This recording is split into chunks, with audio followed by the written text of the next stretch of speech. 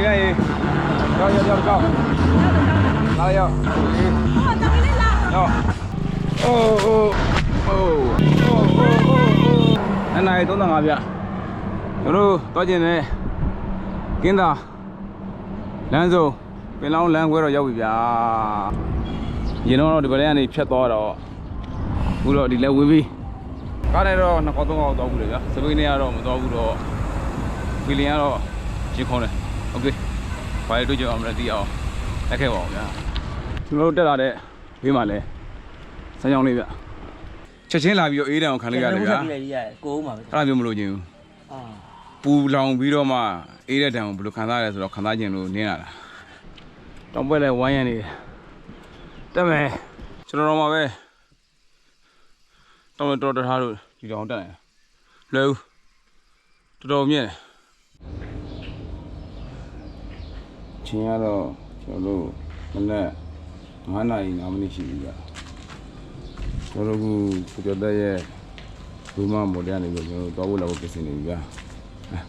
ပြန်မင်္ဂလာတော့ကိုပြောဝန်ကြီးကြီးမင်္ဂလာပါကျေးဇူးမင်္ဂလာပါဗျာကျွန်တော်အမြဲတမ်းလာတိုင်းဒုက္ခပေးနေကြโอเคကျွန်တော်ဦးကျော်စိုးဆောင်ပြီးတော့သွားမယ်ဦးသားတို့ကတော့လမ်းမှာဆောင်နေမှာပြောတယ်โอเคဆိုင်လိမ့်မယ်ဗျာဦးကျော်မော်နီချင်းကတော့မနေ့9 နာရီခွဲပြီဗျာကျွန်တော်တို့ဥဒါရဲ့ကျော်သက်ရဲ့ဒီနေ့တော့ကဘိုက်ကညီကိုလေးကျွန်တော်တို့လက်ပို့နေပါကျွန်တော်တို့တောင်မြို့တစ်ထီလက်ပို့မလို့ပြောတယ်သူတို့လည်းဒီကတကြံအကျိုးလေးဆိုတော့မအားရဘူးစလူးဒီလာကျိုးပြန်ကြည့်ရဆိုတော့ကျွန်တော်တို့ဒီတောင်မြို့တစ်ထီပဲလက်ပို့နေတော့မှာပေါ့နော်ရတယ်ဒီကလေးခေါ်တော့ခြေသားရှေ့ထီလက်ပို့တော့မှာနော်ဟုတ်ကဲ့မလာပါလားစလိမ့်ရှေ့မှာကြောက်ဆိုနေဦးတာဟ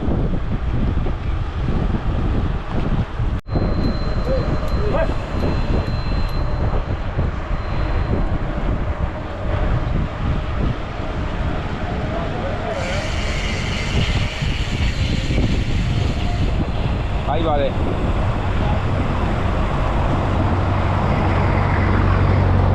ဟုတ်ကဲ့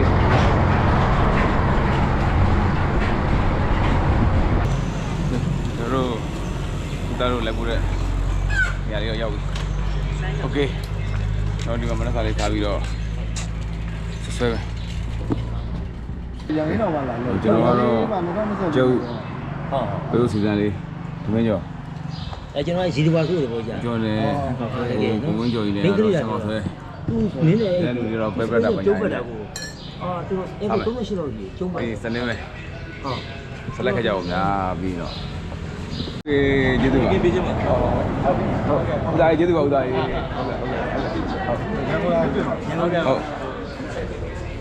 ရီတာရှိနေမယ်ကျေးဇူးပါကိုကြီးဟုတ်ဟာအခုတည်းတော်ကျေးဇူးပါကိုကြီးဟုတ်ပြောင်းရတော့ဖုန်းဖုန်းဆက်ပါဦးဆက်ပါဦးဟုတ်ကဲ့ကဲကျွန်တော်တို့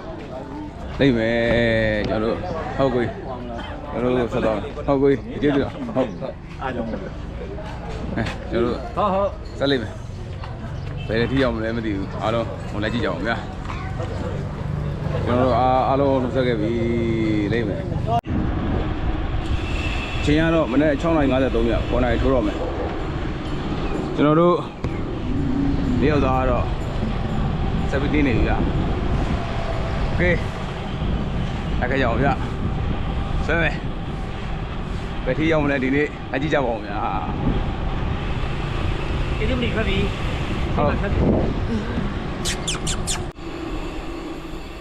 မနေ့နေအောင်ကတော့ပြီးတော့ထွက်လာပြီဗျာ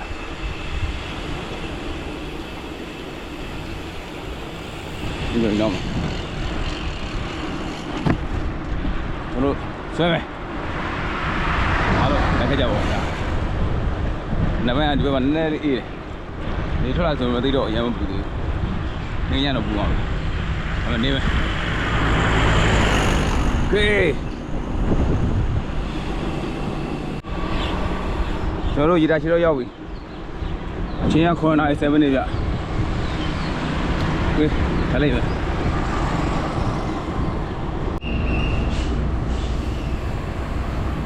တို့တင်ညမတဲ့ရှယ်ပဲ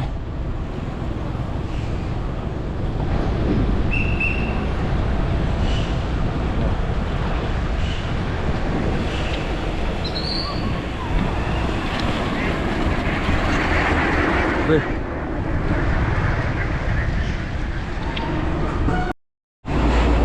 အဲ့တော့ဒုက္ခိတခုတော့ရောက်ပြီဗျာဟာဒုက္ခိတွေတော့မသိဘူး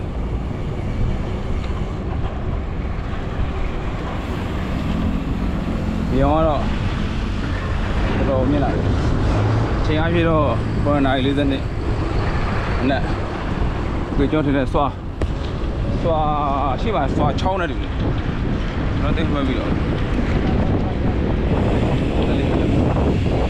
ဟုတ်တယ်ရှိပါစွာချောင်းနေတယ်သိရပြီးတော့ဟိုးစွာချောင်းတော့ရောက်ပြီဗျာ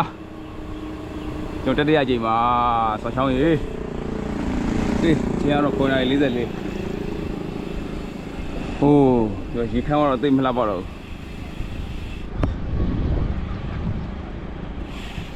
းကျွန်တော်ဒီနားဆောင်းလာဘုန်းကြီးဒီနားဆောင်းလာဝေးဘုန်းကြီးကျွန်တော်ဆောင်းလာပါဗျာဟုတ်ဘုန်းကြီးရောက်လာပါပြီဘုန်းကြီးနည်းနည်းလေးပြောပြအောင်ဘုန်းကြီးပြုံးနိုင်သေးတယ်ဆက်လေးမယ်ကဲဆက်ပြီးဆွဲမယ်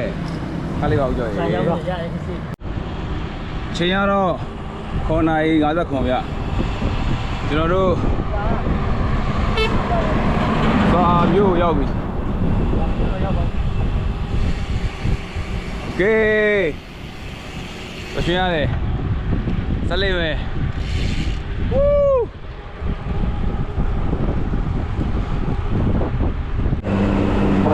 ကျော်တို့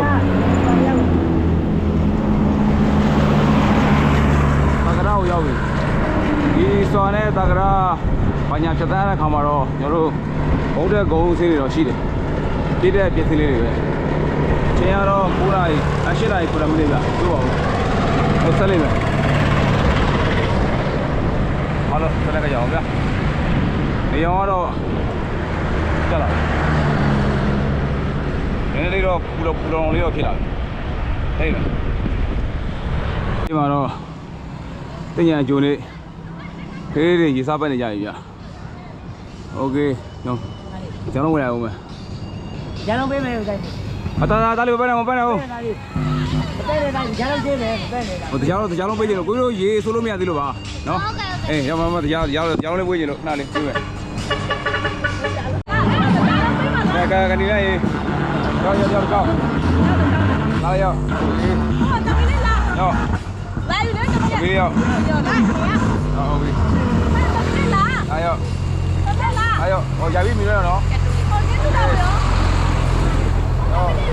叫。要不对，要不讲这个要。没得面对了要。来嘞。你嘛啦？要没叫杯了。要，我杯了要。我杯了要。OK。ဟုတ်မယ်ရပြီနော်တရာကျွန်တော်တို့အခုဖြတ်သန်းစီးသွားနေတာတော့ကျွန်တော်တို့တက္ကရာမြို့ထဲပေါ့နော်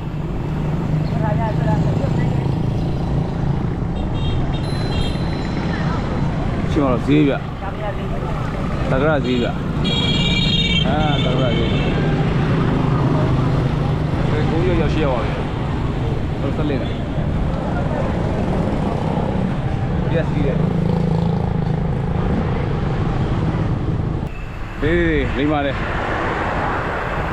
Này cái này nó mà sửa lại cho mù, mình đã bán sửa anh biết là gì đấy bây giờ. Này là shape bùa mà. Ok. Ô gì mà đây ô. Bắp phụ. Ngày bữa đi đâu? Em không cho. Ngày bữa nào tao đi vào đây. Ngày bữa nào tao đi vào đây. Ồ, chúng em gọi điểm này rồi đi. Sao lên vậy?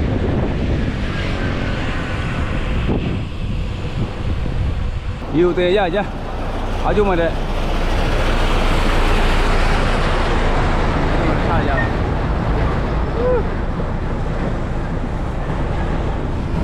ရှေ့မှာလည်းဘက်ကိုချောင်းနေပြီအိုးအာချာပြီအိုး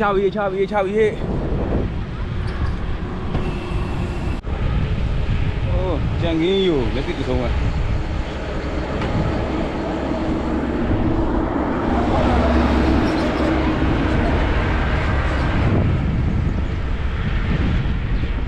ဒီတော့တော်ပြင်းပါပြီ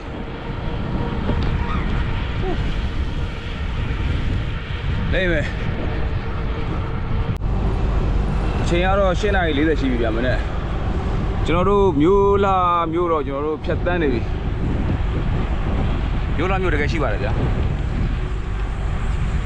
ကျွန်တော်လိမ့်မယ်ကိုဖြိုးရေးသေးပဲနော်စီပဲ ဦးကျော်ရောင်းအောင်မယ်ဘယ်ဒီနေမလဲဒီနေလဲအကြည့်ပြကြအောင်ဗျာ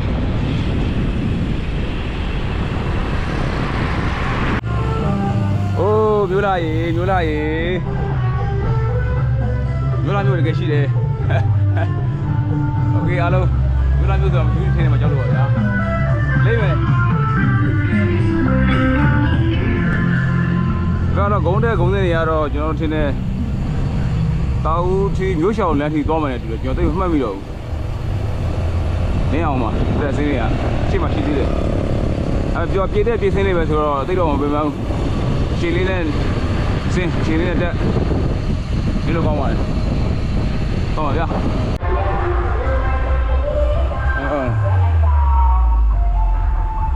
ညီရှည်ပြန်အောင်နော်ဘယ်ကြောင်လုံးပေးချင်လို့လားတလေးကြောင်ရောင်းပေးရအောင်မယ်โอเคသွားရော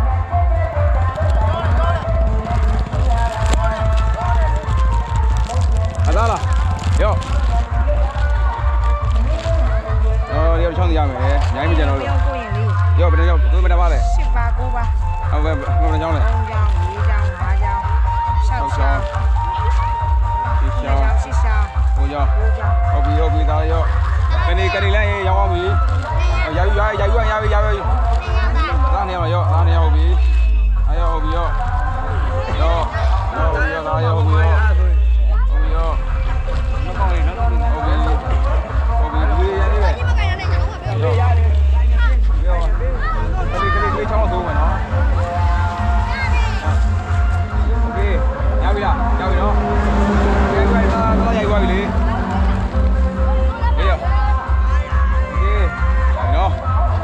ဟုတ်မယ်တရာရှေ့မှာလည်းပြန်ရပြန်ပြီဒါကြောင့်ရေမပါနဲ့နော်အားလေးပါခါလေးပဲပါနဲ့ရောက်ပါကြောက်လုံးပေးမယ်လားအဲ့ဒါကြောက်လို့ရဘူးအဝေးတော့ပြတ်ပြီโอเคဟာရောက်ဘယ်ရောက်ရှိလဲလောက်အောင်โอเคအနေနဲ့ရောင်းကောင်းတယ်ရောတယောက်တစ်ချောင်းရမယ်ဒါလေးရတစ်ချောင်းဟုတ်ပြီရောဒါတစ်ချောင်းဟုတ်ပြီရောတစ်ချောင်းဟုတ်ပြီရောတော့ဥကရေဆိုးလို့မရသေးလို့နော်ရောဟုတ်ပြီရောအမေတစ်ချောင်းရောယူနောက်ဘယ်သူရှိသေးလဲရောခဏလေးနေကဲပေးလိုက်အောင်ထပ်ပြီးရောဟိုဒီဘက်နေကြဟာရှင်းပါလေတောင်းနေကြပြီအိုးရှေ့ပြန်နေပါလား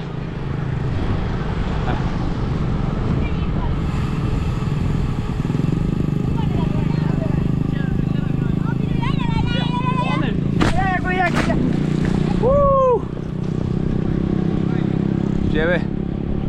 ရွှေသွားပြီတောင်းကြနေဟောပါရအေးဟိုဖီချာလေရှေ့ပြန်တော့ပတ်နေတာလူကနည်းနည်းလေးသွားပြီ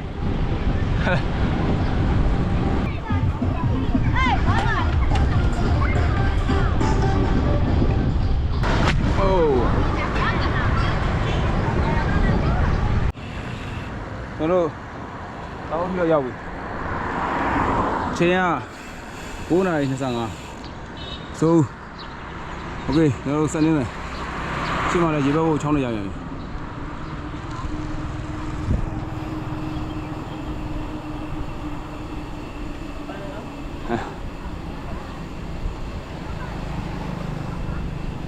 တားလေးဦးကိုရင်နေတယ်ပြေကွာဟာမျက်နှာလေးသိချင်လို့အိုးမျက်နှာလေးဆက်နေလို့ကွာရှိလေးပြလိုက်အောင် video ရိုက် မေးလာရပြီရောရပြီကျိုးတယ်နော်ဘာမှကြားလုံးပေးမယ်ရောဘယ်ရောက်ကြည့်လဲရော 6လောက် အားလုံးရောโอเคတော့လိုက်အောင်မယ်ဟုတ်ထိရုပ်ရှောင်းလမ်းတော့ရောက်တော့မှလည်းတွေ့တယ်ဘလုံးတော့ရွှေသွားတယ်ကောင်းတယ်အဖေလေးကိုခလာကျင်လို့လာပဲလေပြက်ကလေးတွေတောင်းကြတယ်လဲဦးရှင်းပါလည်းပတ်နေကြတာဘာကျွေးနေရမလဲအိုးအိုး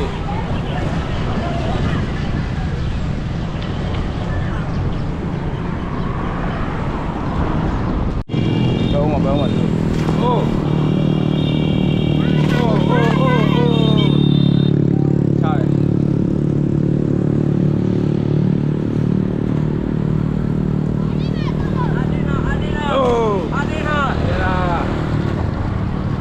တိတ်ပဲ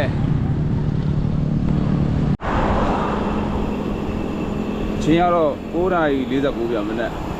တို့တောက်ဦးထိမြို့ရှောင်းလမ်းတော့ကျွန်တော်တို့စတင်သက်သက်နေပြီဗျာရေဆိုထားတဲ့ခါကျတော့ဒီဦးတန်းတော့လည်းလည်းခံနိုင်နေတယ်600တော့ဘယ်လိုမှမသိဘူးတိတ်ပဲဒီနေ့6လုံးရတယ်အပေကြီးကတော့မရှိတော့ဘူးလေဟယ်လိုအဲ့တော့ဗျာတွေ့မယ်အဲ့တော့အေလာရောက်ပြီအေလာမှာတောင်းရနေကြတယ်ခလေးတွေ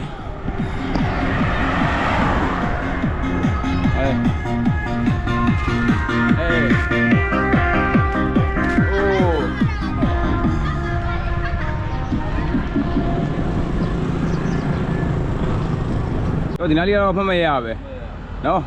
မန္တလေးသွားတော့ကဒီနားမှာလေကြီးမိုးကြီးကိုကြာတာအိုးနဲ့တော့ဟိုရစပိန်နေရှေ့ကိုမတက်တော့ဘူးဒီယူကလစ်ပင်းတွေသွားရိန်းထိုးနေတာကျွန်တော်တို့လေဝေးလမ်းကူးနဲ့တက်နေရမှာအဲ့လိုဖြစ်နေပြီအိုးတော့မှာတော့ဒီနေတော့ဒီရတဲ့ရှိโอเคဟိုကထက်လိုက်ရမယ်ကိုမကျော်ရောက်ရှိရပါပြီကျွန်တော်ထက်ဆွဲမယ်ဟုတ်တယ်ဒီဗီဒီယိုနားတော့နီးပြီလေတူလေးပဲရှင်းမှာတော့ကားကြီးဝေးလေးပါလေရောက်ပြီလေတူဟုတ်ပါဟူးတော့ဒီစက်ပါပြီပြီးတော့နေပြီးတော့ကားကြီးဝေးလေးပါရောက်ပြီသေးလားဟုတ်ကဲ့ဒီမှာโอเคချင်းအောင်7 နာရီ10မိနစ်တော်တော်နေသွားပြီဒီကရေးအောင်ကြော်ရေးကျွန်တော်တို့တွေဘယ်ကိုကိုယ်တော့ပြင်မနာကျွန်တော်ညာဘက်ကိုသွားအောင်โอเคဘုံကြော်ရောဘယ်ရောက်မှမသိ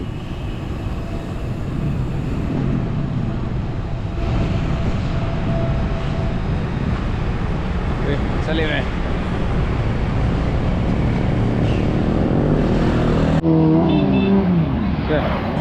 အေးတဲ့ဗျာမိုင်းကျေးဇူးတော်မိုင်းရေတောက်လာအောင်မယ်မောလာတော့ပဲ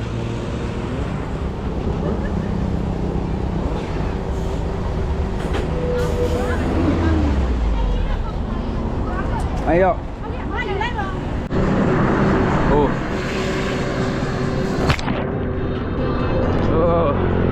ရှေ့ဘက်တာ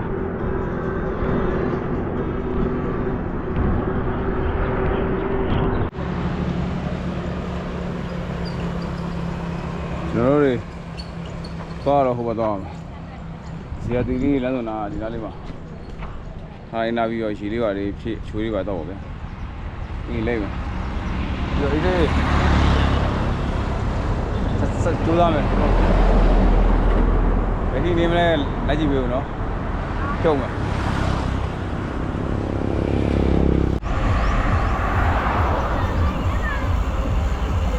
ရေမလို့ဘောစားလို့ရပြီလား စားလို့ရသေးတယ် အေးလို့ပါဗျာမကိုကျွေးနေပြီလိုက် အော်ကျွေးနေပြီတော့ နေပြီလိုက်မလို့ဘောစားလိုက်ဦးမယ်အခုကျွေးနေကိုရအေးမယ်ရှက်မလို့ဘောနဲပဲမကူရဆိုးလို့ချောင်းနဲ့ဖျားတော့ဝေးလေးပဲတဒါ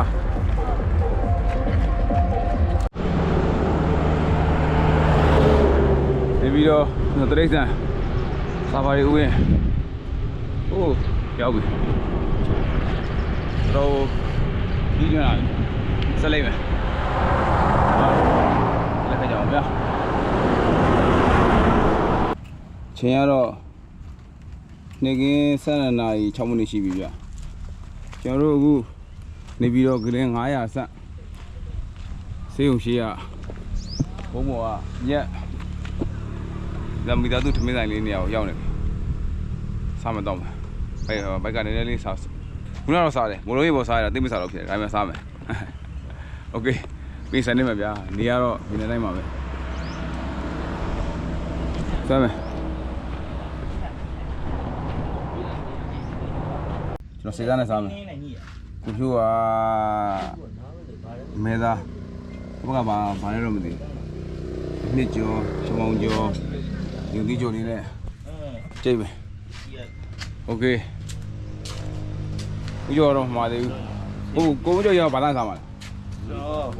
ကျော်ဟိုဟပ်ဖရိုက်ဟောကျော်ပြန်စားမယ်ကျွန်တော်ကြိတ်ပြီဗိုက်စားနေပြီအားလုံးစားကြအောင်ဘုံလေးပေါ်စားမလားဘုံလေးပေါ်ကျွန်တော်ဟောတော့ယူလာသေးတယ်ဟုတ်လားဟုတ်အချိန်ကတော့တနာရီ18မိနစ်ပဲကျွန်တော်တို့ကနိုင်ခဲ့တဲ့ထမင်းဆိုင်တွေကနေပြီးတော့ကျွန်တော်တို့ထားတာပဲအခုကျွန်တော်တို့ဆက်လက်နေပါလေဗျာအိုးနေရတော့အဲ့လိုအခုကောင်းတာတကြံကာလာဆိုတော့ရေပက်လိုက်ရင်အေးရွာတယ်အဲ့တန်လေးခံနိုင်တော့ရှယ်ပဲကျွန်တော်တို့ကြိုက်တယ်အခုတော့ကျွန်တော်တို့ဆက်လက်နေလိုက်ပါဦးဗျာဘယ်စီရောက်နေမလဲသိအောင်ဆက်လက်ကြည့်ပေးကြပါဦးဟူးနေမယ်တော့ဆရာရောက်ရှိမှာတော့ရောက်လေးမယ်ကျွန်တော်တို့ဆရာတီတီအပိုင်တွေကဒီနာကတော့တော်တော်ဆိုးတယ်နေရာလည်းဘူးတက်ဆင်းရလည်းရှိတော့ပြေးတဲ့ပြေးစင်းဆိုမှလည်းနေဘူးတော့သူကဟိုက်ဒကတက်တယ်ဘိုးမှာတော့တောင်တိုင်းကြီးရောမြင်ရဘူးလေးပဲကြော်လည်းနေဘူးလည်းနေနေရဟိုဖရန်နိုင်ဦးနေရမယ် let's go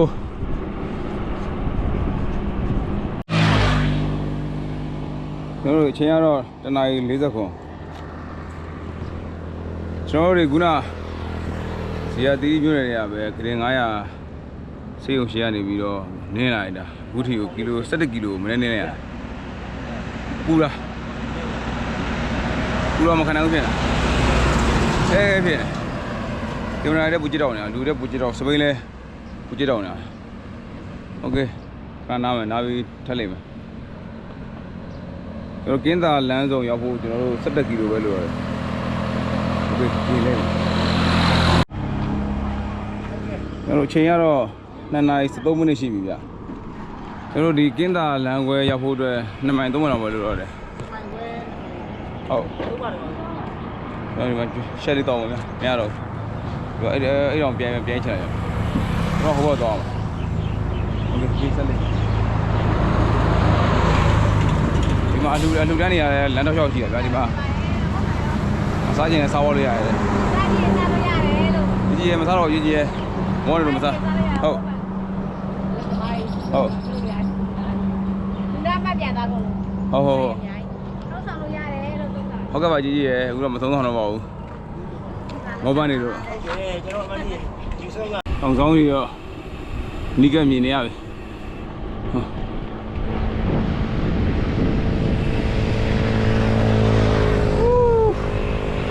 ဟုတ်လေးပဲ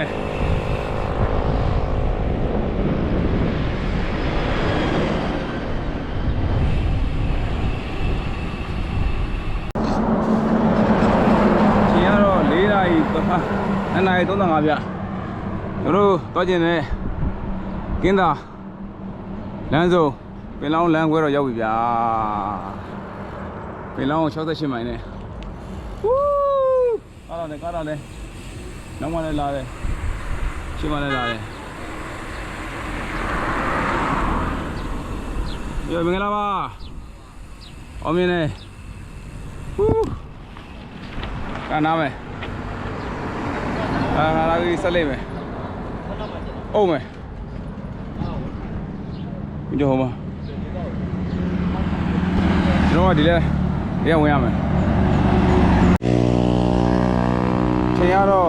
2:49ဗျကျွန်တော်တို့အခုစပြီးတော့ဒီကင်းစာလမ်းခွဲတွေကနေပြီးကျွန်တော်တို့ပင်လောင်းပဲလမ်းထဲကိုဝင်ပြီဗျโอเคအားလုံးပဲဘယ်ထိရောက်မလဲဘယ်ထိနေမလဲသိအောင်လိုက်ခဲ့ပါဦးဗျာကားလာတယ်နော်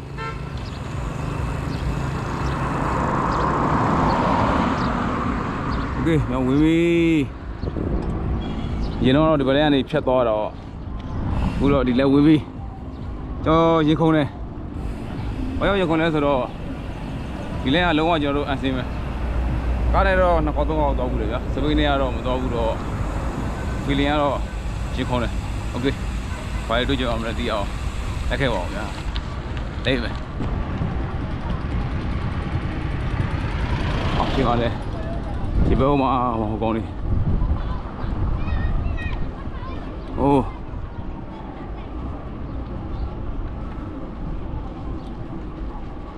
အာ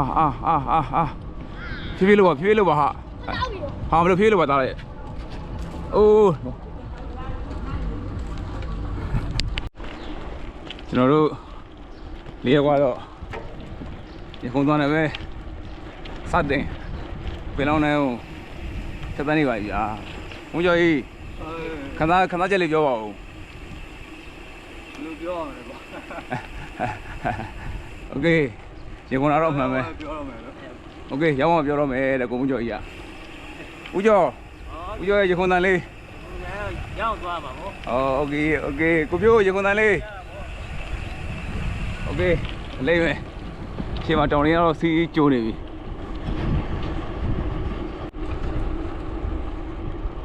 ရှမ်းတောင်တိုင်းကြီးကတော့စီးလို့ကျိုးနေပြီဗျာပြောရှင်ရတယ်ကျွန်တော်တို့အားလုံးလည်းသွားကျင်တဲ့နေရာကိုမြောက်သေးပေမဲ့ဒီတော့ခီးပေါက်လာတာကိုလည်းနေရာထဲနဲ့ပြောရှင်နေရပါတယ်လိမ့်မယ်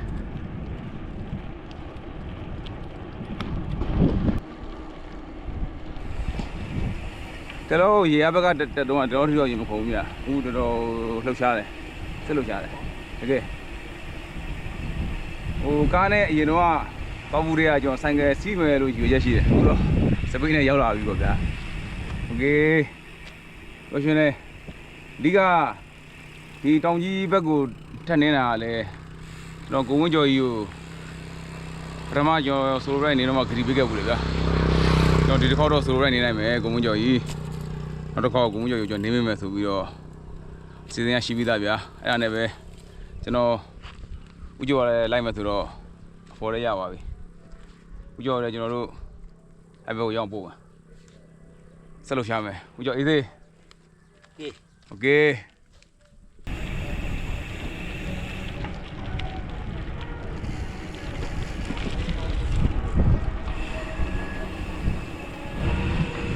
ရှိန်လေး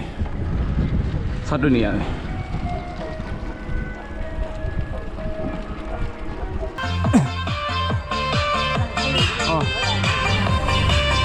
ပဲ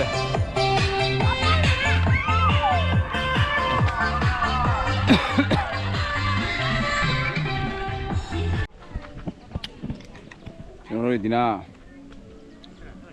နေတဲ့လူတွေကိုနည်းနည်းလေးနာမည်အကြောင်းလေးမေးနေတာကျွန်တော်တို့မိုင်ဘလောက်လူသေးတယ်လို့ကျွန်တော်တို့နားမနေရစီလို့လေโอเคဆက်တော့မယ်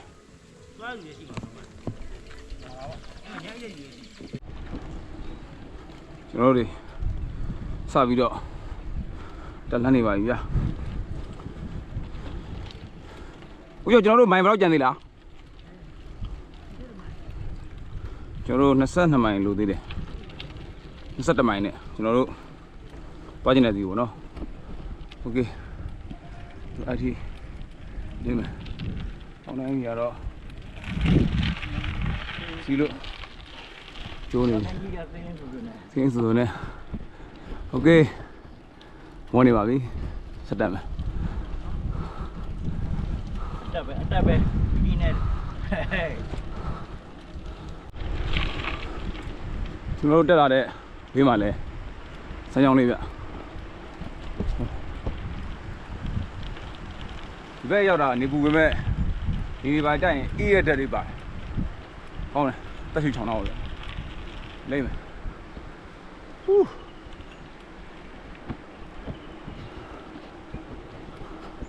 တကြမ်းပါလေဆိုတဲ့ဒီကိုမှလာစီးကျင်တာတက်စမ်းရှင်းပါလေအဲ့လိုကြီးတက်အောင်မယ်နောက်မှလည်းအဲ့လိုတက်ခဲ့ပြီဟူးတက်မယ်တော့ဒီမြင်နေပါလားမြင်လားဆွဲမယ် မျက်နှာစူးတယ် ကျွန်တော်တို့ထောက်မိုင်တော့ရောက်ပြီဘိုးပိုင်ကြရင်စအေးပြီဆိုတော့ကျွန်တော်တို့အေးရတဲ့လေးကိုကျွန်တော်ခံစားရတော့မယ်အဲ့အေးရတဲ့လေးတွေကိုခံစားကြင်လို့ မိုင်းရေဘူးအေးရဟာပြီးတော့ နေရက် ပြည့်ထပ်ပြီးအောင် နေရက်ကိုနေဘူးတဲ့အုပ်လာလား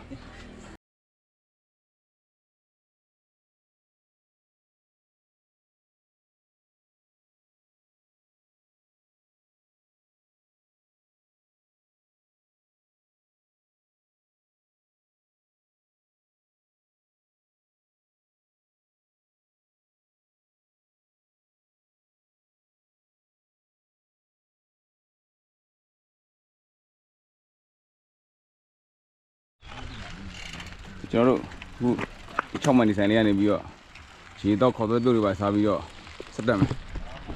โอเคအားလုံးဆက်လက်ခဲ့အောင်ဗျာလိမ့်မယ်ဟူးနေထောက်ကြည့်လိုက်အောင်သတ္တရာโอเคနေထားတော့အဲ့မှာ share ပဲလိမ့်မယ်ဒီမှာအိုးကျော်စလို့နေအောင်ရှိပါကျွန်တော်ကုန်ကြနေနောက်မှာ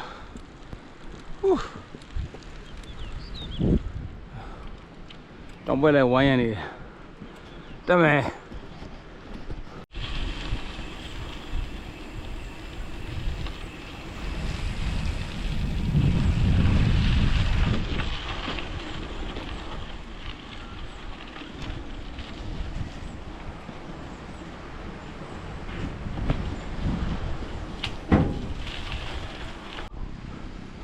ရှင်းပါလေစီးလို့ကြုံတဲ့ခုံကြီးလေးပါနောက်မှလည်းတက်မောလာလိမ့်မယ်ချိန်ကတော့3:45ရှိပြီဗျဒီရှင်းမိုင်ကုန်းကတော်တော်ယူတက်လိုက်ရတယ်ဟိုတော့မှကျန်ခဲ့ပြီဟာကျွန်တော်တော့မှပဲတော်ထားလို့ဒီတောင်တက်နေလဲဦးတော်မြင့်ထပ်ပြောမှဆိုရင်တော့ခေါင်းကြီးထက်ပိုဆိုးတယ်ဒါခေါင်းကြီးကလမ်းမကောင်းလို့ဒီမှာတော့လမ်းကတော့နင်းလို့ရတဲ့လမ်းအဲ့တော့ရှာထွက်အောင်ဖြုတ်လို့ရတယ်ကျွန်တော်တို့ကြည့်မောနေဟဲ့ရီနဲ့တက်နေလို့ခိုင်းနာတယ်ရှေ့မှာ9မိုင်ကျန်သေးရပြောတယ်အဲ့ကြတော့ရာသူကအေးပြီးတယ်အေးတော့ကျွန်တော်နေရတော့တက်တာမများဒီချိန်ကြီးတော့နည်းနည်းလေးတော့အေးရဆိုမှလည်းပူနေသေးတယ်ပူချင်းကမရောသေးဘူးโอเค9မိုင်ဒီကျွန်တော်ဆက်လိုက်မယ်9မိုင်ညမှာကျွန်တော်စောင့်အရှင်လေးရအောင်လို့ကျွန်တော်ထပ်နေမှာဗျာ9မိုင်ကိုစတက်နေပြီဗျာ10မိုင်နဲ့4ဖောက်လုံးရောက်သွားပြီအိုး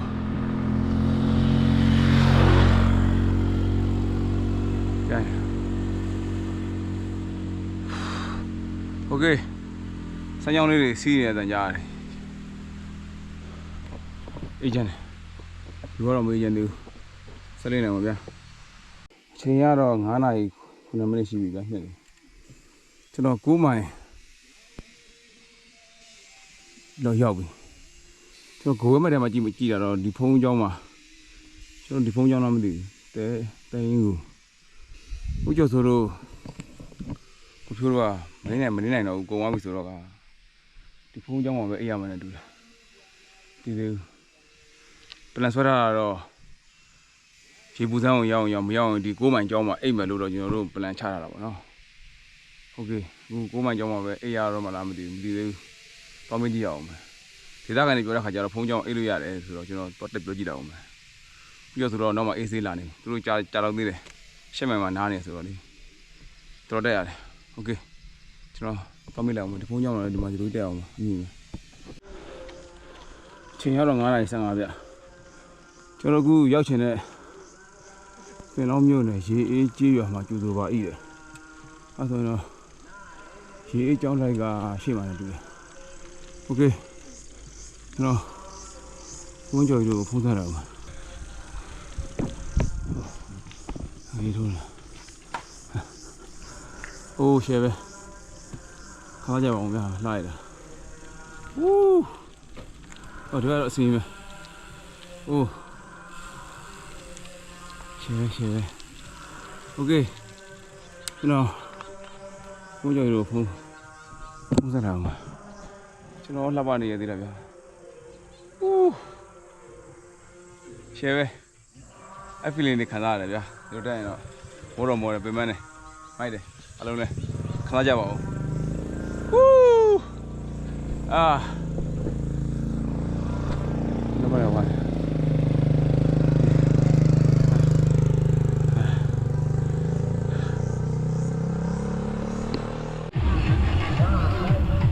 ရေရှက်ပဲတော့မှာအာ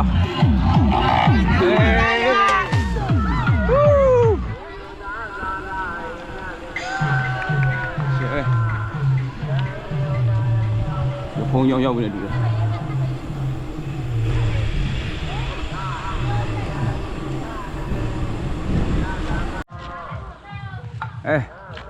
ဝန်းကျော်ကြီးတော့အောင်မြင်လာပြီ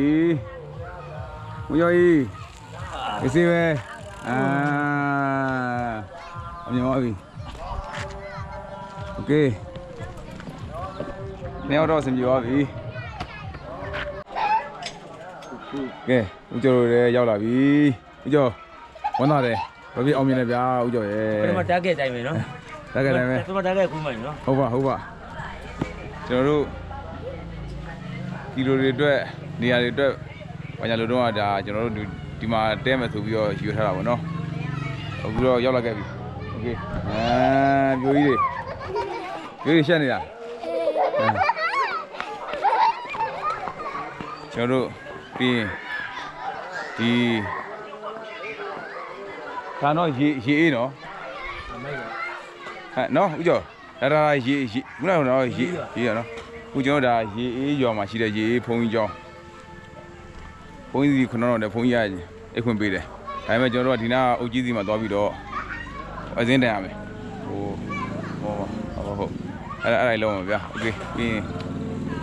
ဒီရောမှာအဲ့လိုချက်ပြုတ်ပြီးတော့ရောင်းတဲ့လူတွေရှိရဆိုတော့ကျွန်တော်ကလည်းတခါတည်းပါထားပြီးပြီးရင်စားမယ်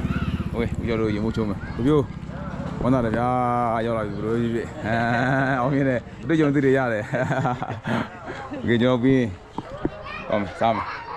တခါကြအောင်ဘယ်မှာညာရင်ကျွန်တော်တို့ထန်နေအောင်တော့တွေ့မယ်ဟုတ်လွယ်ဦးဒါပေမဲ့အုပ်အောင်ပါပဲကျွန်တော်တို့ည9 နာရီထိုးပြီကျွန်တော်တို့တွေဝါဒီမိုင်းဆိုင်ရသွားမယ်ဒီမှာချက်ပြုတ်ပြီးတဲ့အိမ်လေးကိုသွားစားမှာဗျာဘောကလည်းမမြင်ရတော့ကျွန်တော်တို့ဒီဘက်လည်းမမြင်ရတယ်သွားမယ်ကျွန်တော်တို့ထမင်းချက်တဲ့အိမ်တော့ရောက်ပြီမမိုးသူတဲ့နာမည်ကโอเคအဲ့မှာဒီလေးဈေးဆိုင်လေးကျွန်တော်တို့ပါမလားဆိုတော့ဝတ်သားရယ်ကျဲဥကျော်ရယ်မင်းကျူပါညာတော့ပါမလားတော့မသိဘူးโอเคစားမယ်အဲ့ဒါစားလိုက်မယ်ကြည့်မယ်တော့ဝတ်သားရယ်ကြက်သားရယ်မင်းကျူရယ်မမချောက်ကျော်လေးရယ်တော့သူကတော့တားလိုက်မှုရတယ် မပြီးတို့စရာ ဒါဖြစ်မှာကြောက် ကိုကျွန်တော်ပြခေါ်တဲ့ပြုတ်လေးရေးတော့ချင်လို့မတော့လို့အဲ့တော့မတည့် အဲ့ရောငါသိတယ်